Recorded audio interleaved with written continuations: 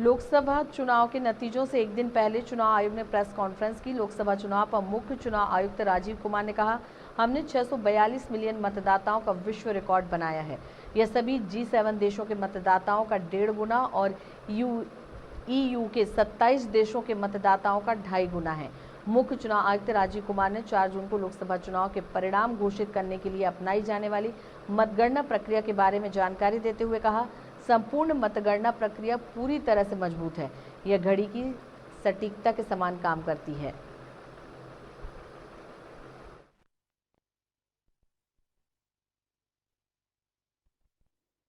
We have created a world record of 642 million proud Indian voters. This is a historic moment for all of us, for the nation as a whole. 642 ever, anywhere in the world, in any of the electoral exercise. That's what is the number of voters. And this is, just to give you some small statistics, this is 1.5 times of the voters of all G7 countries. US, UK, France, Germany, Italy, Japan, Canada, all put together. We are comparing voters, not electors. And it is 2.5 times of the voters of 27 countries in the EU.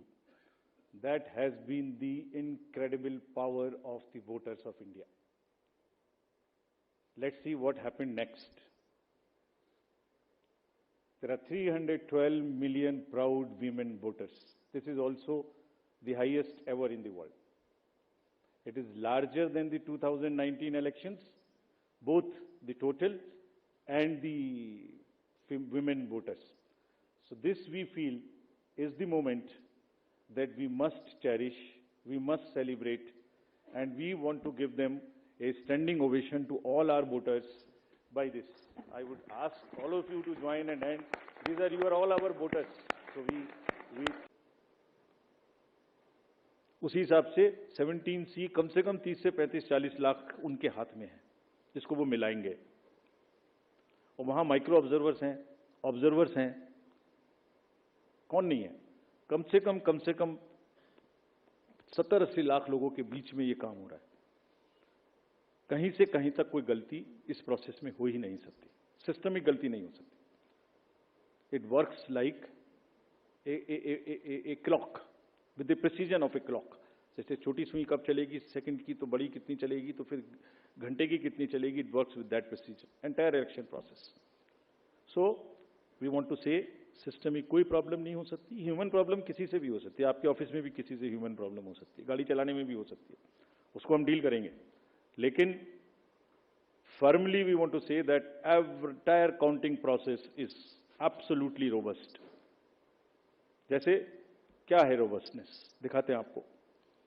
जब EVM शुरू हुई तो पहले randomise हुई, चुनाव से पहले candidate साथ में रहे, उनके एजेंट साथ में रहे, उसका नंबर उनको दे दिया गया कौन से बूथ पे कौन सी जाएगी. सारा प्रोसेस उन्होंने पोलिंग स्टेशन पे बैठ के देखा, किसने किसको डाला. ईवीएम पे स्लिप भी लगाई, स्लिप पे साइन भी किया, green slip, red slip, this slip, that slip, बंद भी किया, सब जगह सिग्नेचर भी किया. उसके बाद फॉर्म 17C की कॉपी उसी समय ले ली. 17C मेरे ख्याल से आज के दिन पूरी कंट्री में 17C के बराबर तो दूसरा फॉर्म नहीं है जिसकी चर्चा हो सकती है. सबसे ज्यादा पॉपुलर फॉर्म वही है. यूपीएससी के बच्चों को, सारे एग्जाम वाले बच्चों को तैयारी करनी चाहिए 17C क्या होता है. उसकी कॉपी ले ली, सीलिंग कर दी. स्ट्रांग रूम की सीलिंग में आप खड़े हुए हो, 24 घंटे वहां फोर्स लगी है जिसमें आप भी बैठे हुए हो. सीसीटीवी कैमरा लगा हुआ है, ऑब्जर्वर की वॉच है, माइक्रो ऑब्जर्वर